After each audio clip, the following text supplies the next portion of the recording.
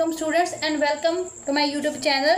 तो आज हम एक्सरसाइज 7.2 का जो क्वेश्चन नंबर 10 है उसके बी पार्ट से ऑनवर्ड स्टार्ट करेंगे, क्योंकि क्वेश्चन नंबर 10 का ए पार्ट हम पिछली वीडियो में बहुत डिटेल से कर चुके हैं।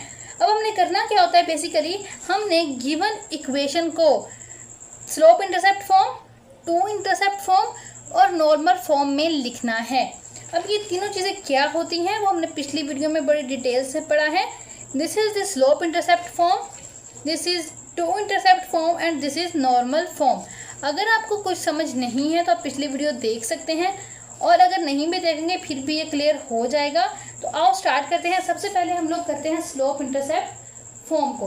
हम लोग लिखेंगे सबसे पहले कि हम गिवन इक्वेशन की स्लोप इंटरसेप्ट फॉर्म निकालने लगे हैं। फर्स्ट ऑफ ऑल तो सबसे पहले आप इक्वेशन जो है उसको दोबारा से राइट करें। 4x + 7y - 2 = 0।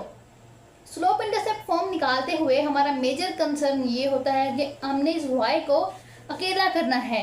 y के साथ कुछ नहीं होना चाहिए और ना y वाली साइड पे, मतलब लेफ्ट साइड पे सिर्फ एक y एग्जिस्ट करे और बाकी सारे digits, numbers, variables right side पे चले जाएं।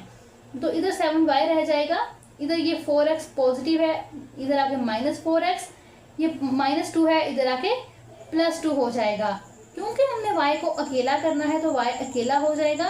7 डिवाइड मल्टीप्लाई हो रहा है तो अब ये डिवाइड होगा, तो ये कुछ इस तरह हो जाएगा। तो यहाँ से हमें पता चला कि हमारे पास जो स्लोप थी वो -4/7 है, c हमारे पास 2/7 है। कैसे पता चला भला हमें, ये देखो हमने पिछली वीडियो में पढ़ा था कि x के साथ जो भी कांस्टेंट आता है वो हमारे पास स्लोप होती है और बाकी सारी टर्म को हम एक कांस्टेंट c का नाम दे लेते हैं।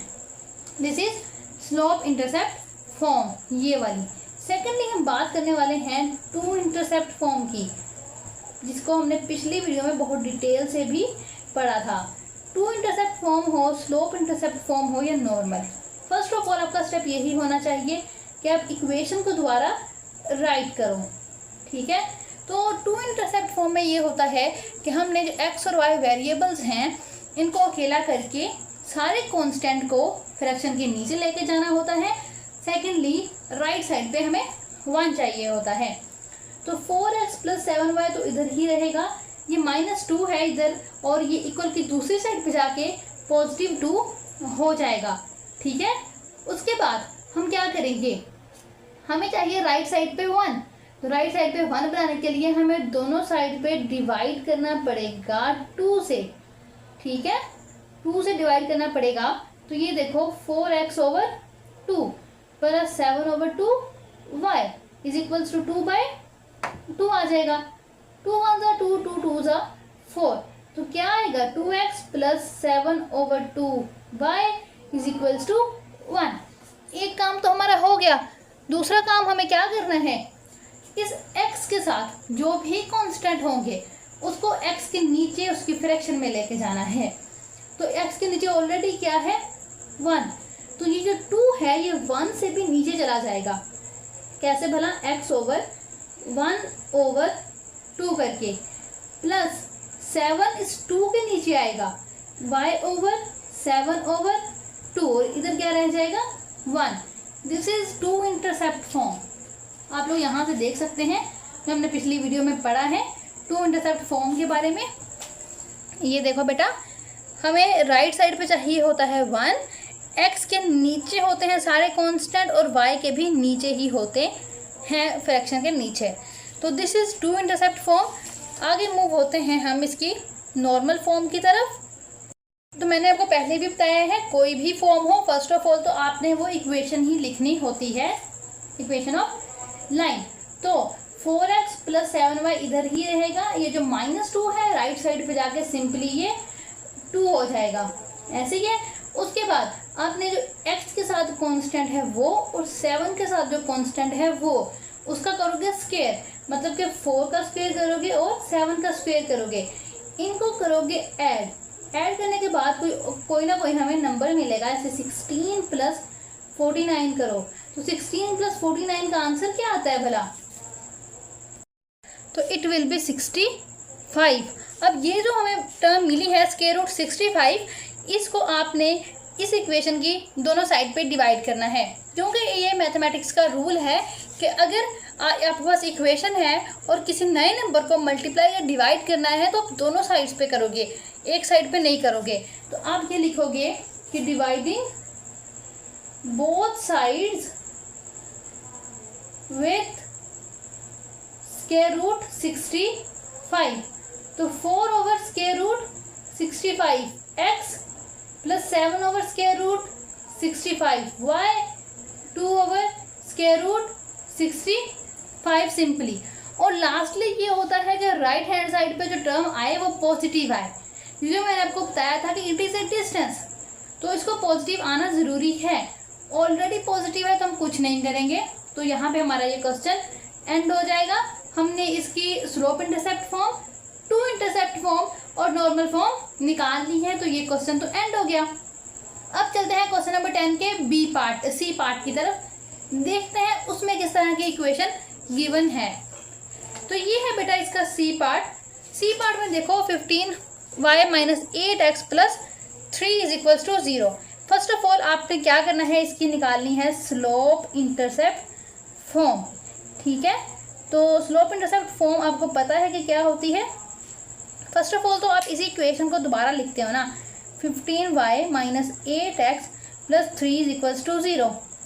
फर्स्ट ऑफ ऑल आप इस कांस्टेंट को मूव करके दूसरी साइड पे ले जाओ, तो ये आ जाएगा जी 15y minus 8x is equals to -3।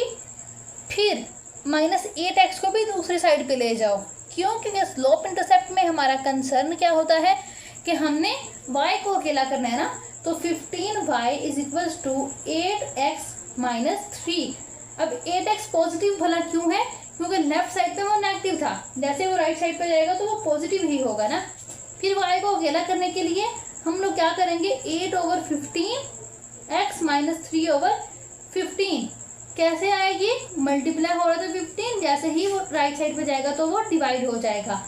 यहाँ से हमें पता चला कि हमारी स्लोप क्या थी 8 ओवर 15 और c क्या है -13 ओवर 15। ये वही स्लोप है जिसको यूज़ करके आपने ये इक्वेशन निकाली थी। ठीक है ना, ये हो गई इसकी स्लोप इंटरसेप्ट फॉर्म। नेक्स्ट हम मूव करते हैं टू इंटरसेप्ट फॉर्म की तरफ कि वो क्या है। टू इंटरसेप्ट फॉर्म के पहले हेडिंग दोगे, फिर ही आप उसे करोगे। आप लोग मार्कर से या किसी और पेन से देख सकते हैं पेपर में। फर्स्ट ऑफ ऑल आप इसी इक्वेशन को दोबारा से लिखोगे, इक्वेशन ऑफ लाइन जो भी हमें गिवन होगी। उसके बाद टू इंटरसेप्ट फॉर्म में हमें राइट साइड पे कांस्टेंट की जगह 1 चाहिए होता है, तो ये क्या आ जाएगा 15y minus 8x is equals to -3।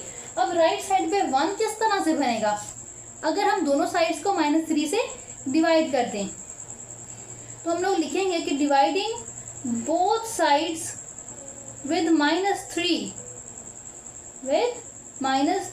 तो क्या आ जाएगा 15 over -3y minus 8 over -3x is equals to -3 over -3। इसको अगर हम सॉल्व करेंगे तो -5y, इसको सॉल्व करेंगे तो +8 ओवर 3x, इधर क्या आ जाएगा, सिंपल हमारे पास 1 आ जाएगा।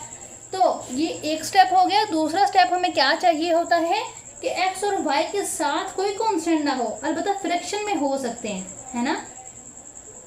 तो यहाँ पे तो y के नीचे क्या है 1, तो अगर हमने y को अकेला करना है तो -5 1 के नीचे आ जाएगा, तो क्या होगा y over 1 over -5 plus similarly 8 3 के नीचे आएगा तो x ओवर 3 ओवर 8 और इधर 1 ही रहेगा। तो ये हो जाती है इसकी टू इंटरसेप्ट फॉर्म।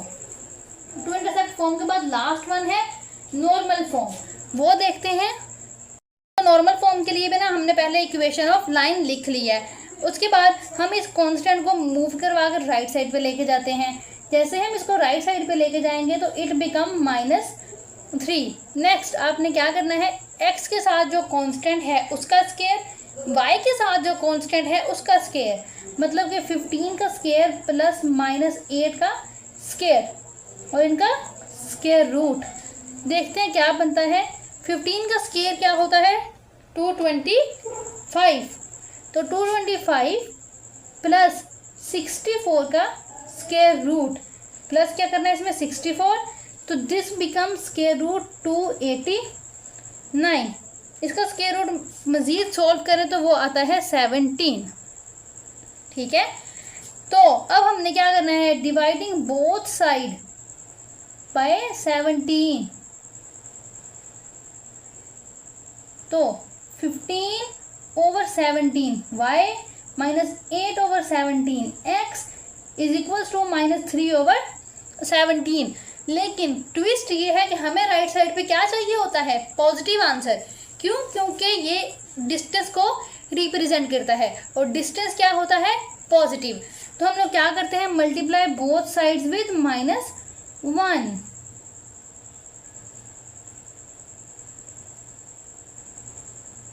जैसे ही -1 से मल्टीप्लाई करेंगे, इधर क्या आ जाएगा, -15/17 y plus 8/17 x is equals to 3/17। इसको मज़ीद भी हम लिख सकते हैं सीधा करके, अगर हम x वाली टर्म को पहले कर लें और y वाली टर्म को बाद में कर लें, तो ये आ गई इसकी नॉर्मल फॉर्म। तो यहाँ पे क्वेश्चन नंबर 10 कंप्लीट हो गया है। जिसको भी समझ नहीं आई कि हमने किस तरह किया है, वो पहले प्रीवियस वीडियो वॉच करें, फिर ये वाली वीडियो वॉच करें, तो उसको इंशाल्लाह समझ आ जाएगी। बाकी हम क्वेश्चन नंबर 11 से कंटिन्यू करेंगे नेक्स्ट वीडियो में। तब तक के लिए अल्लाह हाफिज़, मिलते हैं नेक्स्ट वीडियो में।